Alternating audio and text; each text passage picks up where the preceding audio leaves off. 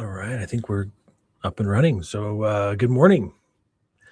Happy Sunday. Meteorologist Nate Larson kicking it off with beautiful start to the day over northern Utah. You can see a lot of those camera views here on the graphic that's up right now showing the Ochre Mountain camera, some of the UDOT cameras along the Wasatch Front. Powder Mountain stunning this morning with no fresh snow, of course, lack thereof. But ski forecast is feeling I haven't been with it being this warm, but I've heard skiing right now is still phenomenal up at the resorts with the warm temperatures. So it's not cold, but snow's not too bad. Up at the resorts, looks like Deer Valley's got some folks up on the lifts, highs in the 50s this afternoon. So, this is a new, at least for streaming, new weather center that we're going to start using. Thanks for tuning in. Thanks for commenting. Nice new look. It's a little bit separate. The other one was a little bit harder to focus with live weather and news going on in the background, and it didn't look the best. So this is I think a better setup. We get this is the audio room at Fox. It's turned into a streaming room now. So, warm up on the slopes. No surprise there. We had record heat again yesterday. We talked about that. Let's see. I'll have to make a video, give you a tour, but behind me, it's mostly just equipment, monitors and things. And, just the ability to do streaming. Highs today, not as warm as yesterday. We are dropping just a little bit. We're expecting upper 60s for highs with some of the cloud cover.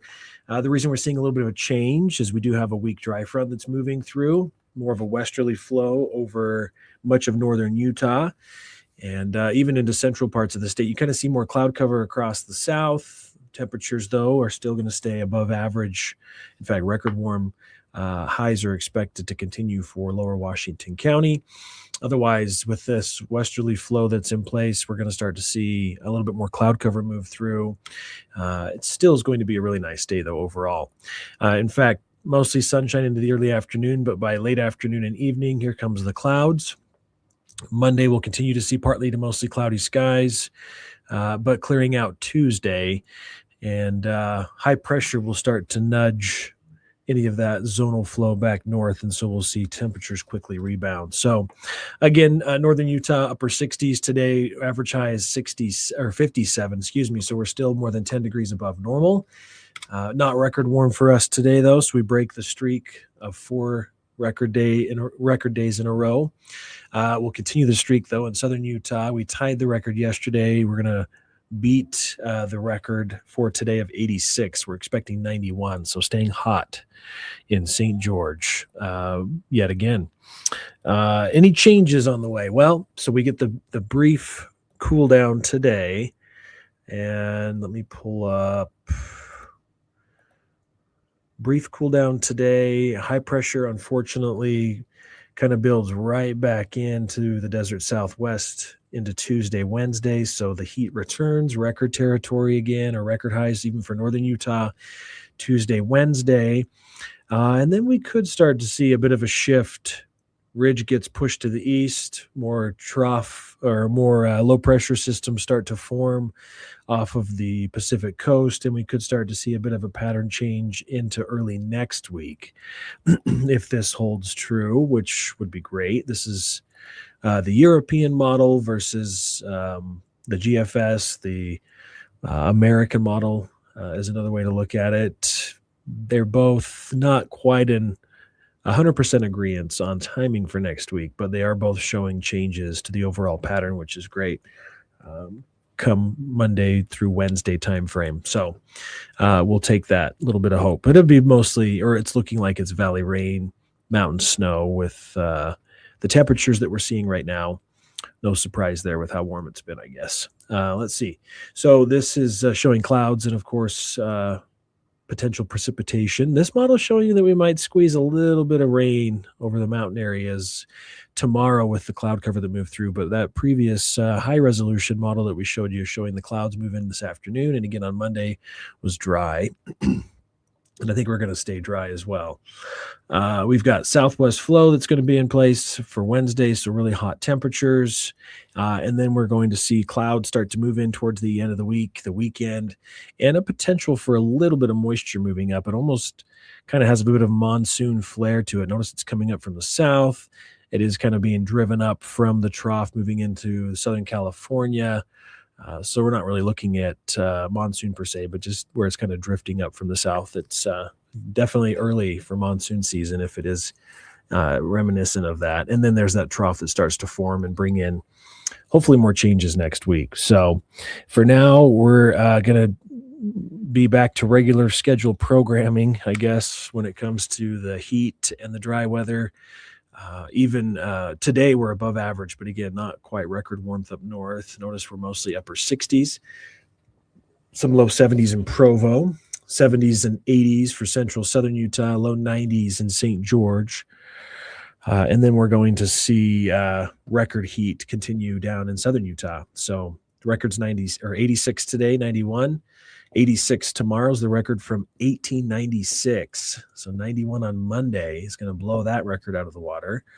89 on Tuesday's the record. We're going to be 93, 93 on Wednesday, 91 on Thursday. Maybe not record highs Friday with just upper 80s. 89 is the record, and possibly record heat again on Saturday by a degree. Northern Utah, not quite as hot, of course, and not consistently setting new records daily. Just it's looking like Tuesday, Wednesday, we have our best shots.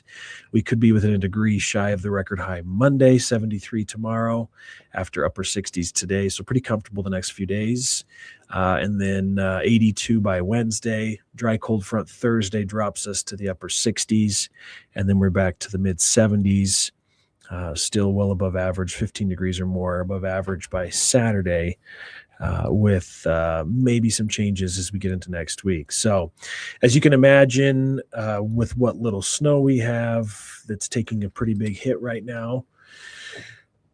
Colleen's going to St. George. Yeah, it's going to be hot. I guess not hot from what you're probably used to, but snow water equivalent 47% of normal.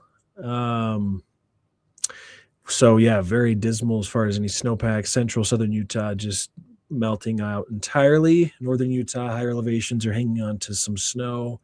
That's where we're getting any of it, any of the numbers that we're still seeing.